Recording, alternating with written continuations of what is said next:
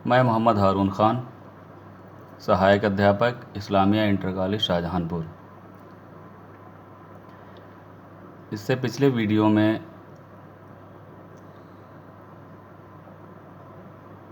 कक्षा 12 के भूगोल विषय के प्रथम चैप्टर का हम लोगों ने अध्ययन किया था, उस पर चर्चा की थी। मानव भूगोल, प्रकृति एवं विषय क्षेत्र।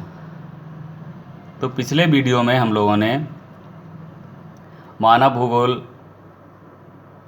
का विकास कब और कहाँ कैसे हुआ, मानव भूगोल का अर्थ, मानव भूगोल की परिभाषाओं के बारे में विषय में चर्चा की थी। आज हम लोग मानव भूगोल की प्रकृति और मानव भूगोल के विषय क्षेत्र के संबंध में चर्चा करेंगे।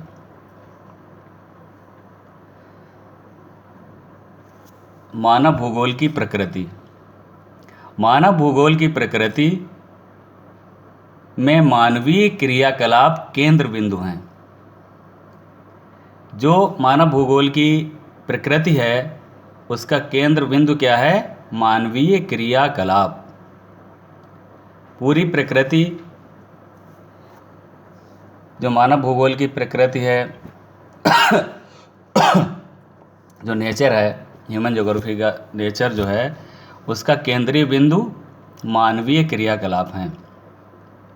मानवीय क्रियाकलापों का विकास कहाँ, कब व कैसे हुआ आदि प्रश्नों को भौगोलिक दृष्टिकोण से प्रस्तुत करना ही मानव भूगोल की प्रकृति को दर्शाता है।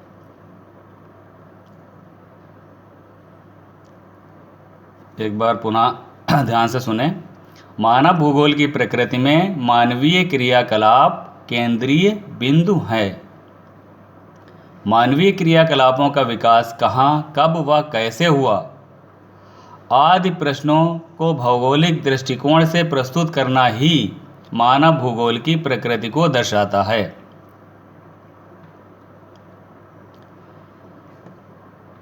अन्य शब्दों में अगर हम देखें तो मानव भूगोल में यह विश्लेषण किया जाता है कि पृथ्वी के किसी क्षेत्र में रहने वाला मानव समूह अपने जैविक, आर्थिक, सामाजिक व सांस्कृतिक विकास के लिए वातावरण का उपयोग किस प्रकार करता है और वातावरण में क्या क्या बदलाव करता है। इन सभी का अध्ययन मानव भूगोल के अंतर्गत किया जाता है और ये सब मानव भूगोल की प्रकृति में सम्मिलित है।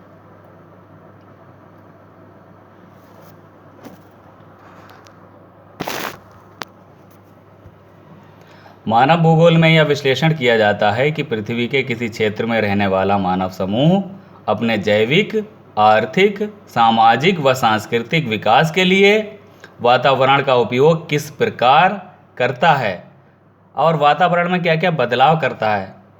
इन सभी का अध्ययन मानव भूगोल के अंतर्गत किया जाता है।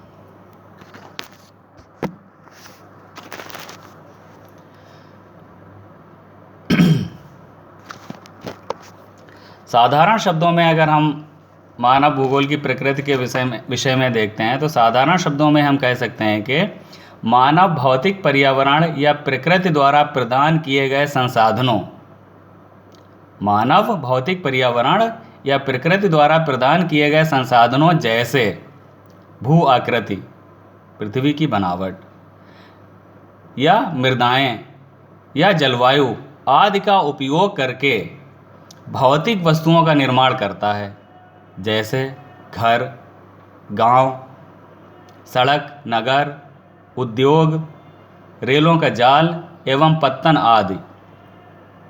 इसमें मानव तथा प्रकृति दोनों एक दूसरे को प्रभावित करते हैं। अतः मानव भूगोल की प्रकृति अंतर्विषयक है। इसमें मानव एवं भौतिक पर्यावरण दोनों का अध्ययन किया जाता है। दोनों एक दूसरे से घनिष्ठ संबंध रखते हैं, भौतिक पर्यावरण और मानव।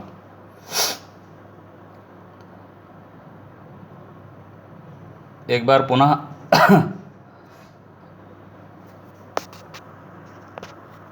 पुनः हम लोग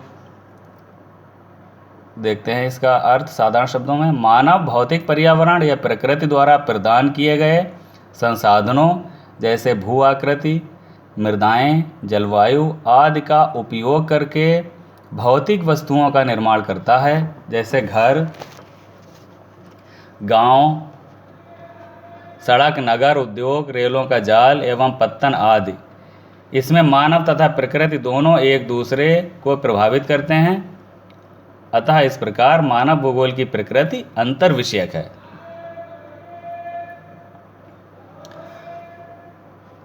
अब हम लोग मानव भूगोल के विषय क्षेत्र के विषय में चर्चा करते हैं। Scope of human geography. मानव भूगोल का विषय क्षेत्र बहुत ही विस्तृत और विभिन्नताएं लिए हुए है, क्योंकि संपूर्ण मानव जाति का और उससे संबंधित समस्त कार्यों का अध्ययन मानव भूगोल के अंतर्गत किया जाता है। इसीलिए मानव भूगोल का विषय क्षेत्र बहुत ही विस्तृत है और बहुत ही विभिन्नताएं लिए हुए है। मानव भूगोल के विषय क्षेत्र में मानव जीवन के समस्त तत्वों तथा घटित होने वाले कार्यों के अंतर संबंधों को सम्मिलित किया जाता है। मानव भूगोल के विषय क्षेत्र में मानव जीवन के समस्त तत्वों तथा घटित होने वाले कार्यों के अंतर संबंधों को सम्मिलित किया जाता है। मानव भूगोल का विषय क्षेत्र उसके अन्य सामाजिक विज्ञानों के संबंधों के साथ भी जुड़ा हुआ है।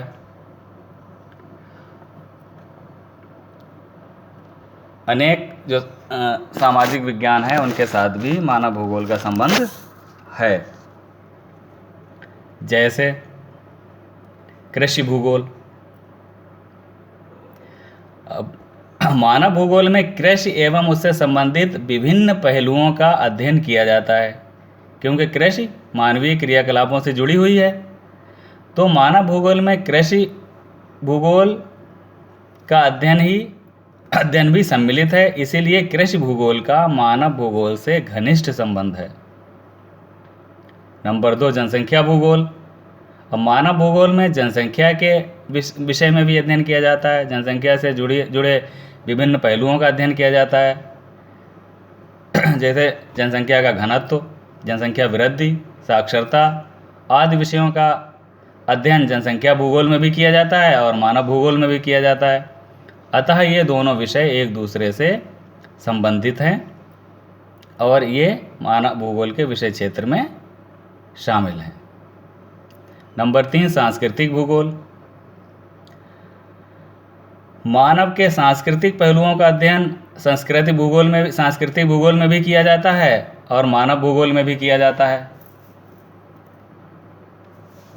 इस प्रकार सांस्कृतिक भूगोल और मानव भूगोल भी एक दूसरे से संबंधित हैं। नंबर 4, आर्थिक भूगोल। मानव भूगोल में पर्यावरण और मानव की आर्थिक क्रियाओं के मध्य संबंधों का अध्ययन किया जाता है। मानव भूगोल में पर्यावरण और मानव की आर्थिक क्रियाओं का अध्ययन बड़े ही विस्तृत रूप में किया जाता है और इन सारी क्रियाओं का अध्ययन आर्थिक भूगोल में भी किया जाता है। इस प्रकार मानव भूगोल और आर्थिक भूगोल में घनिष्ठ संबंध है और ये आर्थिक भूगोल भी मानव भूगोल के विषय क्षेत्र में शामिल है। नंबर 5, राजनीतिक भूगोल। मानव भूगोल में विभिन्न राजनीतिक गतिविधियों का अध्ययन किया जाता है और राजनीति भूगोल में भी इन गतिविधियों का अध्ययन किया जाता है। इस प्रकार राजनीति भूगोल का भी मानव भूगोल से घनिष्ठ संबंध है। ये दोनों विषय एक दूसरे से संबंधित हैं, जुड़े हुए हैं। नंबर 6, सामाजिक भूगोल। मानव की अनेक सामाजिक क्रियाओं का अध्ययन सामाजिक भूगोल में भी किया जाता है और मानव भूगोल में भी किया जाता है, जैसे समुदायों, संस्थाओं, वर्गों आदि का अध्ययन। ये सामाजिक भूगोल के अंतर्गत भी आता है और मानव भूगोल के अंतर्गत भी आता है। इस प्रकार यह दोनों विषय भी एक दूसरे से संबंधित हैं।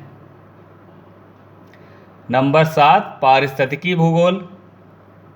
पर्यावरण एवं मानव के सह संबंधों एवं प्रभावों का अध्ययन पारिस्थितिकी भूगोल के अंतर्गत किया जाता है और मानव भूगोल में भी किया जाता है। इस प्रकार मानव भूगोल पारिस्थितिकी भूगोल से भी जुड़ा हुआ है, या हम कह सकते हैं कि पारिस्थितिकी भूगोल मानव भूगोल से जुड़ा हुआ है। ये दोनों विषय एक दूसरे से जुड़े हुए हैं, एक दूसरे से संबंधित हैं, एक दूसरे से संबंध रखते हैं। अतः मानव भूगोल के विषय क्षेत्र में पारिस्थितिकी भूगोल का भी अध्ययन शामिल है। नंबर 8, प्रादेशिक भूगोल। प्रदेशों के भौगोलिक तथा मानवीय संबंधों का अध्ययन प्रादेशिक भूगोल के अंतर्गत भी आता है और मानव भूगोल के अंतर्गत भी आता है। इस प्रकार प्रादेशिक भूगोल को भी मानव भूगोल के विषय क्षेत्र में शामिल किया गया है, सम्मिलित किया गया है। ऐतिहासिक भूगोल। ऐतिहासिक घटनाओं का मानव की अनेक विभिन्न ऐतिहासिक घटनाओं का अध्ययन मानव भूगोल के अंतर्गत भी किया जाता है। इस प्रकार ऐतिहासिक भूगोल भी मानव भूगोल के विषय क्षेत्र में सम्मिलित है। नगरीय भूगोल। चूँकि मानव भूगोल मानव से संबंधित है तो मानव भूगोल के अंतर्गत नगरीय भूगोल एवं ग्रामीण भूगोल, या हम कह सकते हैं ग्रामीण एवं नगरीय भूगोल का अध्ययन भी मानव भूगोल में किया जाता है। इस प्रकार नगरीय एवं ग्रामीण भूगोल भी मानव भूगोल से संबंधित है।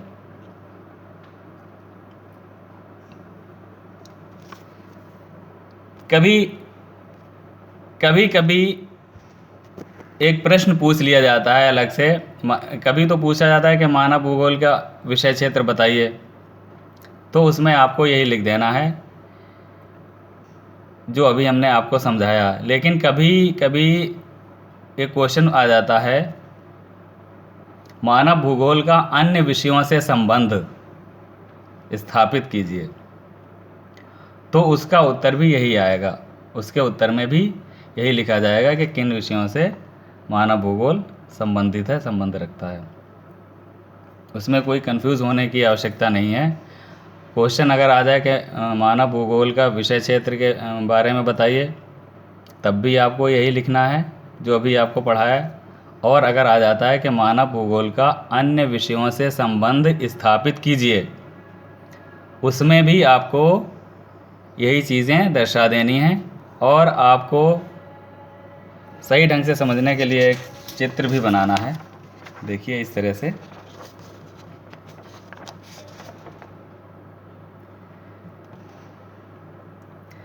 ये ऊपर हेडिंग देख रहे होंगे आप लोग, मानव भूगोल का विषय क्षेत्र या मानव भूगोल का अन्य विषयों से संबंध। इसमें जो बीच में गोला बना हुआ है, ये देखिए मानव भूगोल या ह्यूमन ज्योग्राफी, और इसके चारों तरफ ये जो गोले ये दिखाए गए हैं खाने, इसमें आप देख सकते हैं जो इससे संबंधित विषय हैं।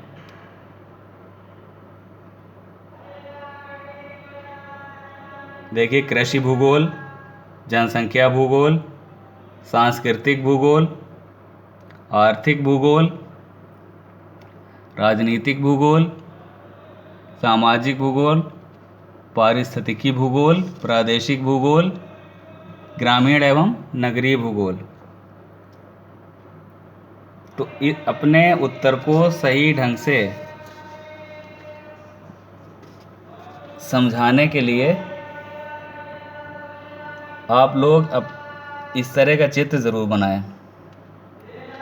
जब भी मानव भूगोल के विषय क्षेत्र या मानव भूगोल का अन्य विषयों के संबंध में अगर कोई प्रश्न आ जाता है, तो उसके उत्तर को सही ढंग से समझाने के लिए आप लोग इस तरह का एक चित्र बना दें, जिससे परीक्षक आसानी से आपको उत्तर को समझ जाएगा।